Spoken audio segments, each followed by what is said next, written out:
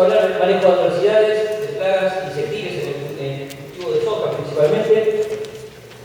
Y hoy en día en los sistemas productivos se habla de esta evolución. Todo el mundo tiene en boca, sí, existe una evolución, y esa evolución viene de la adopción de la siembra directa como principal variable transformadora de un ambiente productivo, la incorporación de genética, aumento de los rendimientos y expansión de la frontera agrícola.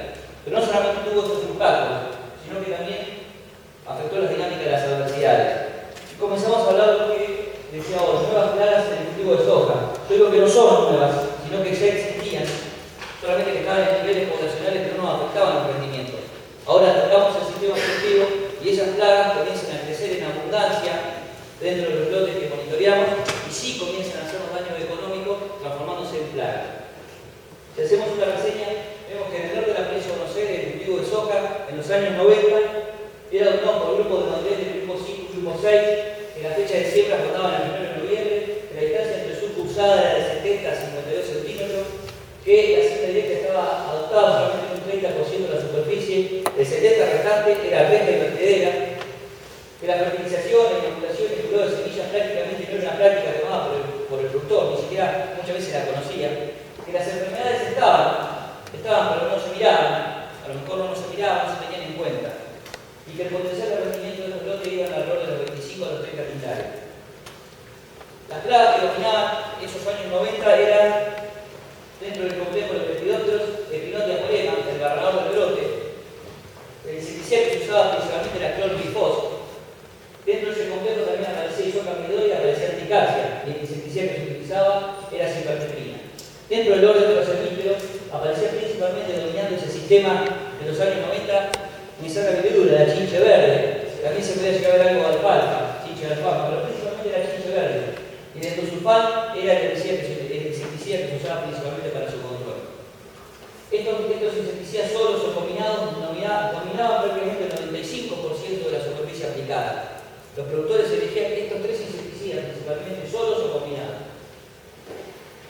Hoy en día encontramos que los grupos de madurez que se usan van del 3 cortos, 3 largos, 4 cortos, 4 largos, grupo 5 y ya prácticamente el grupo 6 desapareció.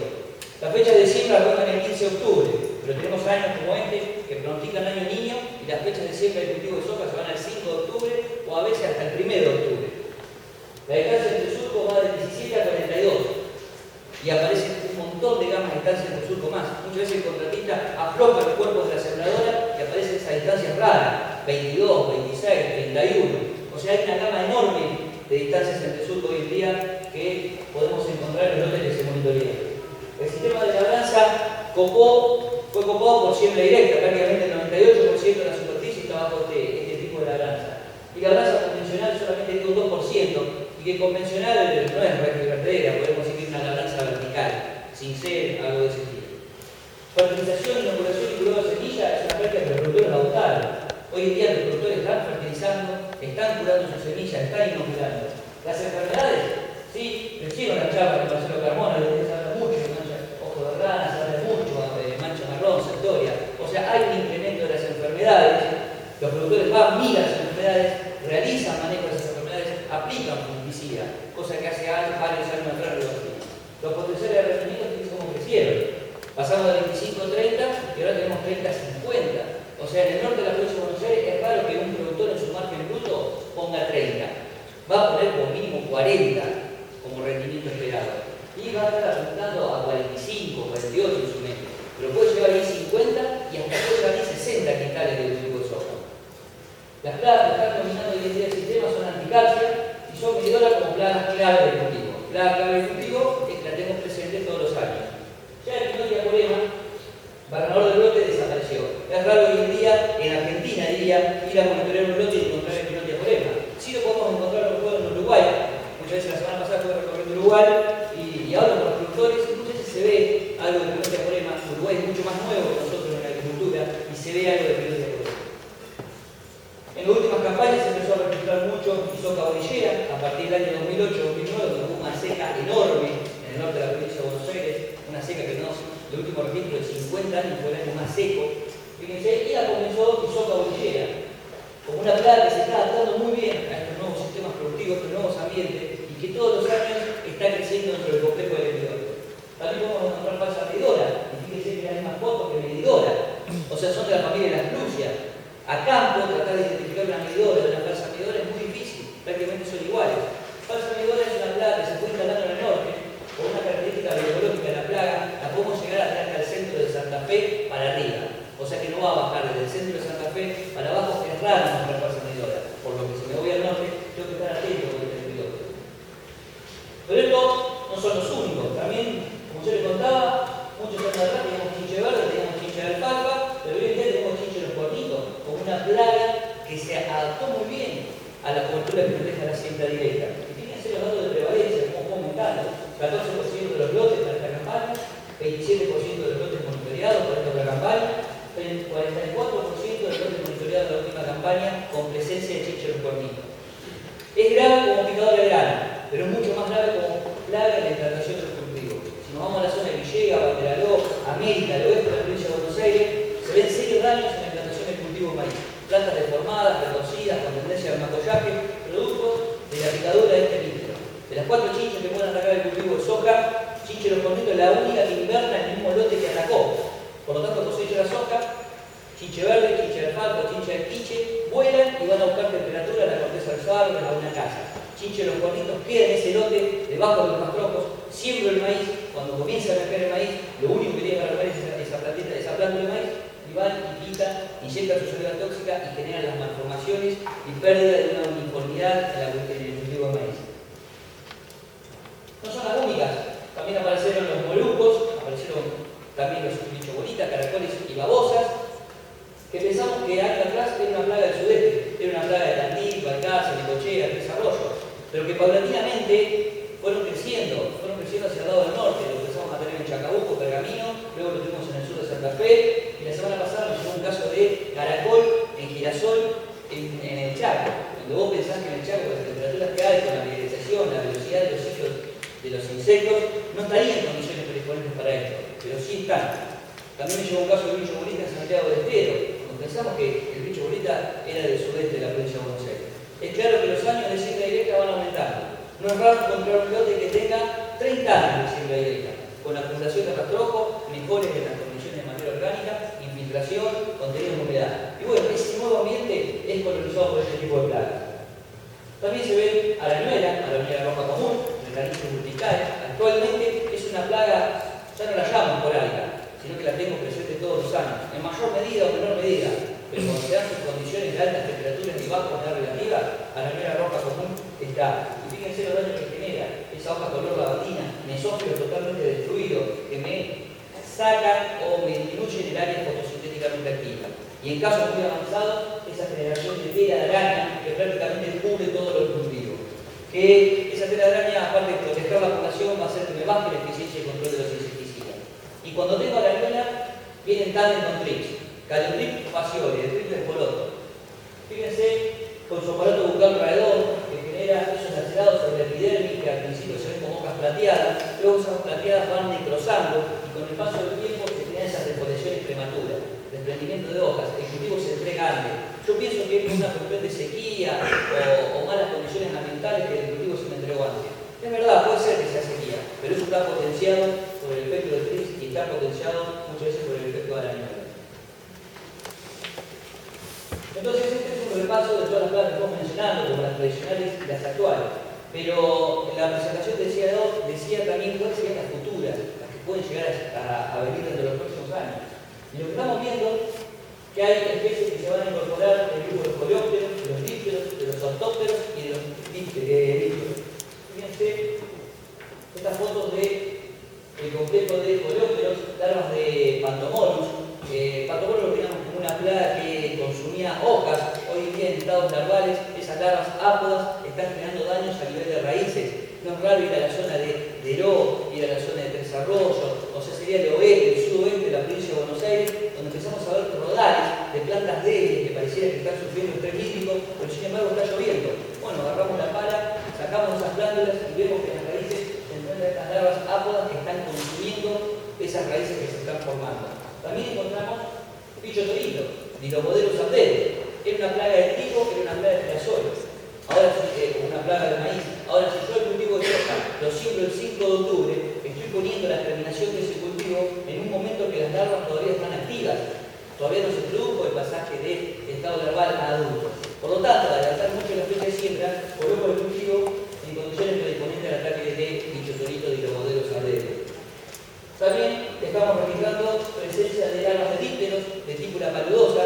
Esto fue un caso de 9 de julio que me llamaron y dijeron, ingeniero, venga, dice que hay alrededor de 30 a 40 cortadoras por metro cuadrado, son las cortadoras. Es raro tener esa cantidad. Entonces, bueno, hicimos el ENA allá, encontramos estas larvas y bueno, las reconocimos y la cuestión que no eran larvas de lepidóptero, eran larvas de díptero. Fíjense esa extremidad muy fea la foto. Y cuando las incubás, cuando las pones dentro de una pecera, lo que sabes es adulto. Un adulto que pareciera que se va a picar como que te va a hacer daño, pero no es hematófago. Bueno, comenzamos a estudiar de qué podían ser esas larvas, nos dimos cuenta que larvas de típula paludosa es una plaga que está citada como geopisófaga, o sea, come tierra y come raíces, pero está citada en plantas ornamentales, parques y jardines, no en cultivos extensivos. Ese es el primer larva. Son lotes que vienen de muchos años de siembra directa, que se genera ese nuevo ambiente agroecológico y que es colonizado por estas nuevas plagas que estoy mostrando. Pasa lo mismo para el grillo común o grillo topo. No era común tener problemas con estos insectos. Hoy en día el monocultivo de soja genera esos estratos del suelo endurecidos que es atractivo a este tipo de insectos para que vayan a ovoponer. Fíjense, el chiche diminuta. Chiche diminuta es un hemíptero asociado a lotes que se enmaderizan o se barbechean tarde. Hoy en día la agricultura está en gran superficie, está en manos de pueblos de siembra, que muchas veces el contrato de arrendamiento se cierra tarde. Por lo tanto, el control de malezas también se hace tarde. Bueno, ese lote que pasó durante todo el invierno enmalezado es hospedero de un montón de insectos, de cortadoras, de chichos gorditos, bueno, y uno de los insectos que atraviesa durante ese lote, durante todo el invierno enmalezado, es el chicho diminuta, anís. Cuando siembro, aplico el herbicida y inmediatamente siembro. Esas malezas quedan moribundas, a media morir, y mientras tanto están haciendo el cultivo de soja. Bueno, de esas malezas moribundas a media morir, comienzan a salir estos hemípteros que generan el picado de cotiledones o el picado de plantulita, que luego lleva a la muerte y a la caída del stand de planta. Mosca de semilla en el sur de Córdoba, también comienzan a aparecer casos de mosca de semilla en el sur de Córdoba. También sé que estas plagas, yo les estoy mostrando acá, de 1800 lotes que estamos monitoreando, y aparecerán en 4, 5 o 6 lotes, a lo mejor en toda la campaña. Pero así empezó a la nivel en el año 2004. En el año 2004 yo recibí información de monitoreo y de 1800 lotes veía así que 4, 5, 6 lotes aparecían con la arañuela en la zona de Navarro, Lobos. Con el paso de los años prácticamente los tengo en los 1800 lotes monitoreados la presencia de la arañuela. Y así se va dando. Un parámetro importante que nosotros usamos para indicar que estas plagas ya dejan de ser insectos aislados y comienzan a generar daños económicos a los cultivos es usar este parámetro. Hectáreas pulverizadas dividido hectáreas monitoreadas. O sea, yo quiero saber la cantidad de insecticidas que se está volcando en los sistemas productivos para cada una de las plagas que nombré. Fíjense, este cuadro tiene mucha información, pero refleja lo que pasó en los últimos 22 años de la agricultura en el norte de Buenos Aires. El cuadro va desde el año 89 hasta el 2012. Agrupé el año 89 al 99, o sea, agrupé 10 años, y vemos que el Pinottia polema, promedio de 10 años, el 50% de los lotes monitoreados era aplicado por el Pinottia polema, para ganador del lote. Luego, cuando nos metemos hacia el año 2000, fíjense como prácticamente desaparece el Pinottia polema. No se encuentra Pinottia polema, que era lo que yo le contaba hoy. Cuando vemos soja medidora, vemos cómo es lo que yo le comentaba, en la plaga clave del cultivo de soja, la tenemos presente todos los años, en mayor medida o en menor medida, pero está presente todos los años. Y más o menos entre el 30 y el 40% de los lotes del norte de Buenos Aires son aplicados por isoca medidora. Cuando analizamos las chinches, el complejo de chinches, vemos que más o menos el 40 al 50% de los lotes monitoreados se aplica por chinche. Y que todos los años tenemos chinche. Fíjense cómo todos los años tenemos en mayor o menor medida poblaciones de chinches. Fíjense soja bolillera, como en la campaña 2008, donde fue una campaña muy seca que yo les contaba, cómo explotó isoca bolillera y prácticamente el 100% de los lotes monitoreados se aplicaron por isoca bolillera, el Coberpas Gelotopleón. Fíjense como en el año 2009 quedaba una cola de esa gran población que hubo en esa campaña, y en el año 2009-2010 se sigue aplicando por isoca bolillera. Año 10-11, mucha lluvia, aparentemente la isoca bolillera no le gusta mucho regar y prácticamente no se aplicó nada por isoca bolillera. En la última campaña, 2011-2012, fue también muy seco, más o menos hasta el 20 de enero, y fíjense cómo se aplica prácticamente entre el 50 y el 60% de la superficie que hizo Cabo Villero. A la nueva, a partir del año 2007-2008, cómo se comienzan a hacer aplicaciones, y luego cómo va creciendo el uso de insecticidas para el control de este ácaro. Sacando otra vez la campaña de 2009-2010, donde también fue muy llovedora y no se registraron muchas aplicaciones por ácaro. Fíjense los TRIPS también creciendo en superficie destinada, superficie destinada al control de TRIPS, el uso de insecticidas. Ahí aparecen un chiquito los brillos. Entonces, si muestro la sumatoria total de insecticidas, vemos en más de 20 años de la aplicación de insecticidas como hay una tendencia al aumento del uso de insecticidas y también a un aumento del uso de fungicidas. Fíjense cómo creció la adopción del fungicida por parte del productor. Y ese crecimiento estuvo, y estoy convencido que estuvo asociado a una mayor diversidad de plagas que nos están atacando el cultivo. En los años 90 pensamos que eran 3 las plagas que nos están atacando el cultivo. Hoy en día fíjense la gran diversidad de plagas que me están atacando el cultivo de soja. Evidentemente aumentó la complejidad, pasando de los 90 hasta esta campaña con este montón de plagas que pueden estar atacándolo. Y un ejemplo bastante práctico que siento es que yo recuerdo que hace 10 años atrás capacitar a un monitoreador que llevaba medio día. En medio día vos agarrás a una persona, le decía qué tenía que mirar cuando vaya al campo y ese recorredor de campo sabía. Hoy en día capacitar a un monitoreador te lleva un día y medio a 2 días. O lo tenés que dividir en bloques, porque tenés que explicar un montón de cosas. Tenés que explicar un montón de insectos que van a atacar al cultivo, tenés que explicar un montón de enfermedades que van a atacar al cultivo, tenés que explicar un montón de malezas y dinámicas de esas malezas que lo van a estar atacando. Esto es lo que aumentó la complejidad. Bueno, hasta acá les fuimos mostrando un panorama bastante negro de cómo se ve la agricultura. Ahora vamos a tratar de buscar una solución a todo lo que concreto. Y para buscar la solución tenemos que tener bien claro el engranaje.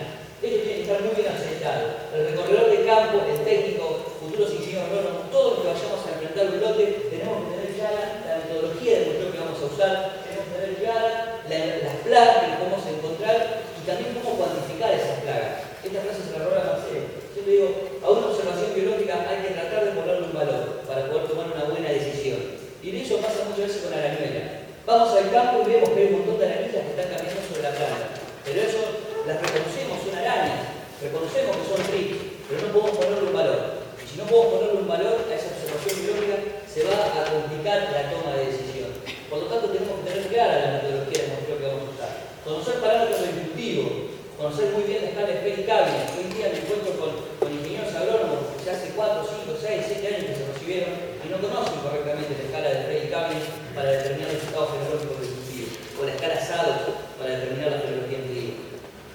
Obviamente que tenemos que controlar la aplicación, pero el productor se preocupa mucho por este engranaje, insecticidas, cuál es el mejor, el más potente, el que mande todo.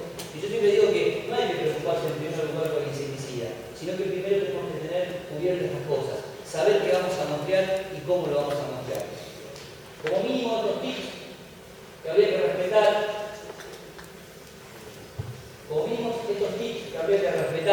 para poder obtener una muestra de la abundancia de insectos que sea suficiente para una toma de decisión. Obviamente hay que respetar la frecuencia de los monitoreos. Un monitoreo sería ideal hacerlo cada 7 días. Obviamente que si lo voy a Santiago del Estero lo voy a tener que hacer cada 5 días, porque la velocidad de los ciclos de la dinámica es mucho más rápida en el norte. Si me voy a lo mejor a Necochea o Desarrollo, podría ser cada 9 días. En promedio se usan cada 7 días. Respetar el número de muestras mínimo por hectárea. Hacer monitoreos muy tediosos, tenés que estar a las 3 de la tarde, caminando en una soja, toda enredada, que te llega hasta el pecho, que te caes, que te levantás, que hace 40 grados. Y eso muchas veces te lleva a que el primer lote lo mires bien, el segundo lote ya más o menos, y que el tercer lote lo termines dibujando e inventando bichos. Hay que tratar de evitar esas cosas. Hay que respetar un número mínimo de muestras por hectárea. Más o menos hay trabajos de INTA que dicen que para un lote de 50 hectáreas tendrás que estar haciendo como mínimo 12 puntos de muestreo. Bueno, en lo posible respetarlo. Esos puntos tienen que tener buena distribución espacial, no significa que me bajo de la camioneta 4x4, un kilo modelo, salto del alambrado, camino 50 metros, pego 4 pañadas, anoto los bichos ahí y me voy. No, tengo que, lamentablemente, voy a tener que caminar hasta el fondo del lote, ver que había en esa punta del lote, que ver que había en otra punta del lote, ver que había en esta punta del lote, o sea, mirar todos los lados del lote. Como le decía, tengo que reconocer la plaga, tengo que ser certificada, reconocer el estado de desarrollo del cultivo, tengo que conocer el estado de desarrollo de la plaga. Tengo que saber si era larva 1, larva 2, o si era larva 4, larva 5. pensando en insecticidas de nueva generación. Tengo que comenzar a ver qué tipo de chinche me está atacando el cultivo, registrar huevos, registrar colonias, registrar ninfas de cuarto, quinto estadio y registrar adultos. O sea, tengo que saber identificar el estado de desarrollo de la plaga. Años atrás mucho de eso no importaba, porque como usamos endosulfán, clorpirifos y cipermetrina, que eran de amplio espectro de control, que mataban todo, no importaba si eran larvas chicas o eran larvas grandes. Hoy en día queremos ser más amigables con el medio ambiente, tenemos que empezar a pensar en otras moléculas que sí demandan esa precisión a la hora de monitorear un lote. Pasar del paño tradicional, no sé si lo conocen, el paño tradicional sería una lonita de 1 metro por 45 que se ponía en el fondo del surco, se golpeaban las plantas, caían los insectos sobre ese paño y se cortaban. Como yo le conté hoy, pasamos a distancias entre el surco de 17, de 21, o sea, distancias de líneas de siembra muy acotadas, y doblar ese paño, ¿verdad?, para tratar de ponerlo entre el surco, hace que te lleve a errores en el recuento de insectos. Por eso aparece lo que se llama el paño vertical, que es un caño de 1 metro cortado longitudinalmente, que tiene una lonita, una lona, fue desarrollado por Hito Oliveros, ya se fue difundido en toda Argentina, también entró a Brasil, entró a Paraguay, y me decía el ingeniero Massaro, Hito Oliveros, que hoy en día lo están comercializando en Estados Unidos. Es un elemento que se ajusta muy bien para mostrar insectos a los planteos productivos de distancias de surco acotada y mucho reflejo en superficie. Obviamente que, como yo les contaba, el monitoreo es tedioso y hay que caminar adentro de un lote. Hoy en día los lotes pasaron de 50 hectáreas a 300 hectáreas. Y como yo les contaba, el primer lote lo haces bien, el segundo lote lo haces más o menos y el tercero ya estás cansado, no tienes más ganas de caminar. Por lo tanto, hoy en día los monitoreos están haciendo todos con moto. Adentro de los lotes se recorre el lote con moto, hay productores que te pueden dejar el caminito y te meten por los caminos, y si no lo vas haciendo vos con la moto pisando la zona. Pero eso es fundamental, porque si no, ¿qué pasa? Los muestreros no tienen buena distribución espacial, porque el recorredor se cansa y amontona todas las muestras cerca de un determinado lugar y quedan muchos parches dentro del lote descubiertos sin ser mirados. La información ya tratamos que no sea más cargada en una libreta, en un papel, en una lapicera, sino que hoy en día existen dispositivos móviles que tienen GPS, hoy en día son teléfonos que vos podés agarrar, cargar un programa adentro y decir, bueno, voy a monitorear y cargo cuántas chinches encontré, cuántas isoca encontré, cuántas coleópteros me encontré, que en este momento, en este punto queda georreferenciado porque tiene GPS, me dice a qué hora y en cada lugar qué fui encontrando. Entonces esto me da la trazabilidad del monitoreo. El monitoreo es una profesión que se fue desprestigiando con el paso de los años, por lo que yo le contaba. Muchas veces era de confianza, vos recorrías un lote y dejabas el papel al productor y él confiaba en lo que vos le estabas mostrando. Después, ¿qué pasó? Muchos se comenzaron a abusar y lo que le entregaban al productor es una planilla que estaba dibujada. Hoy en día, estos dispositivos, aparte de poder referenciar las adversidades, me pedís un control de las actividades. Tengo la trazabilidad del lote.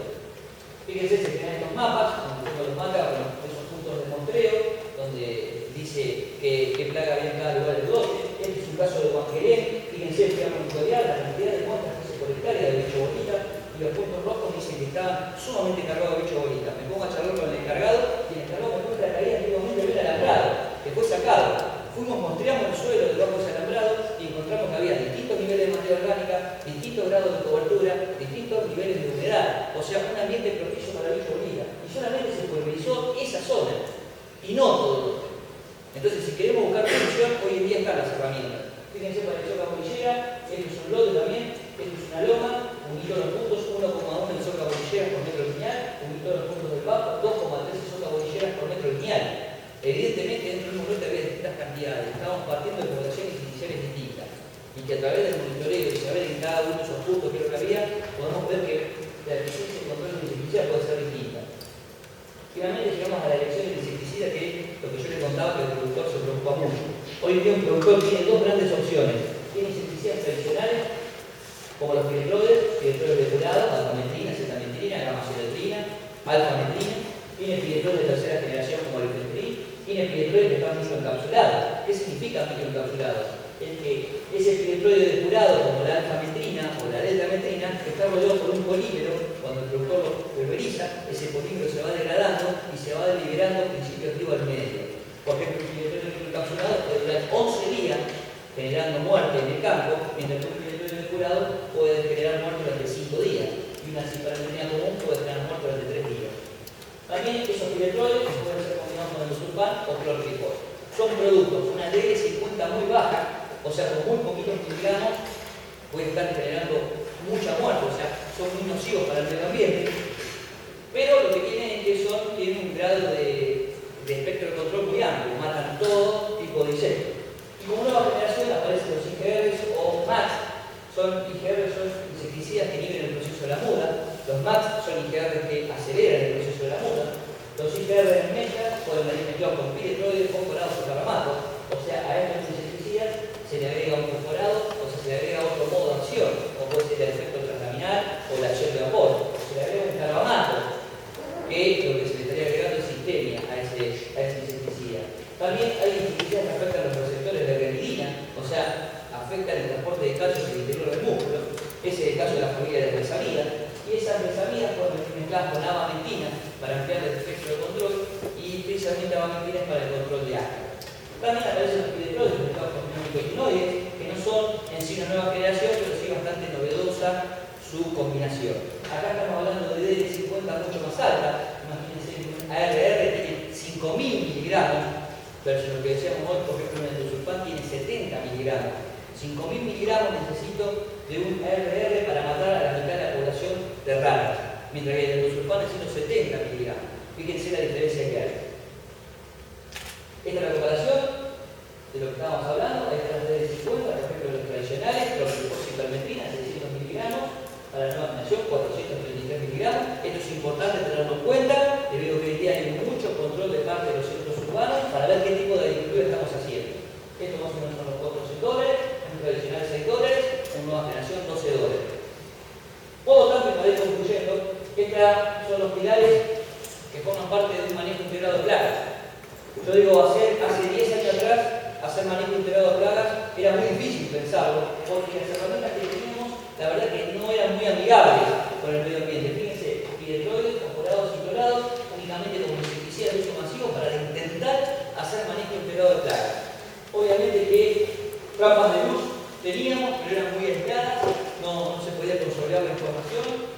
No pensábamos en los organismos benéficos a la hora de tomar una decisión agronómica. Usábamos el baño tradicional, que era un elemento que no muy bien ajustaba para el recuento de insectos.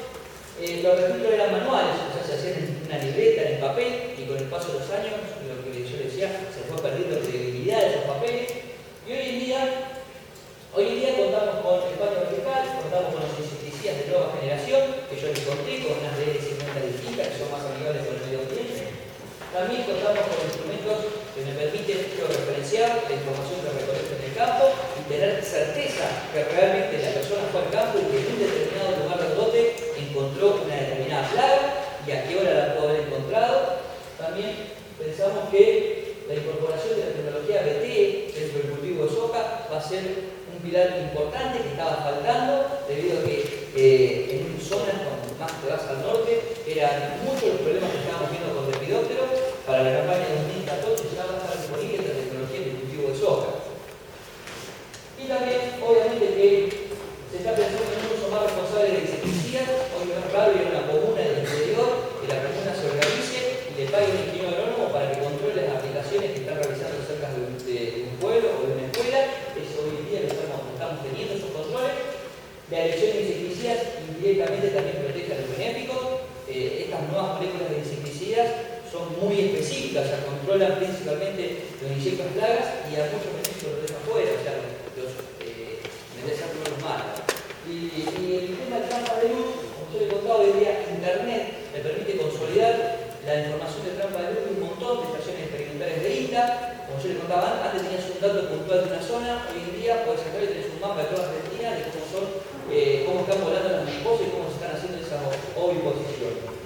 Por lo tanto, para concluir, es claro que existe un nuevo ambiente productivo, de mayor productividad, pero que ese ambiente, ¿no es cierto?, afectó la abundancia de algunas plagas. Algunas desaparecieron como espinoria, pero otras se incrementaron. Y el ejemplo que yo he mostrado son los ácaros, las arañuelas. En este escenario se demandan ajustes en la tecnología demostró que me garantice exactitud y precisión a la hora de poder cuantificar una población de plagas. El productor cuenta con nuevos insecticidas que son mucho más amigables con el medio ambiente y que generarían, o sea, no estarían generando tantos desequilibrios como nos generaron los antiguos insecticidas con los que contaban. Y que la tecnología BT va a ser una herramienta muy importante para tratar de acercarnos al verdadero manejo integrado del agua. Muchas gracias.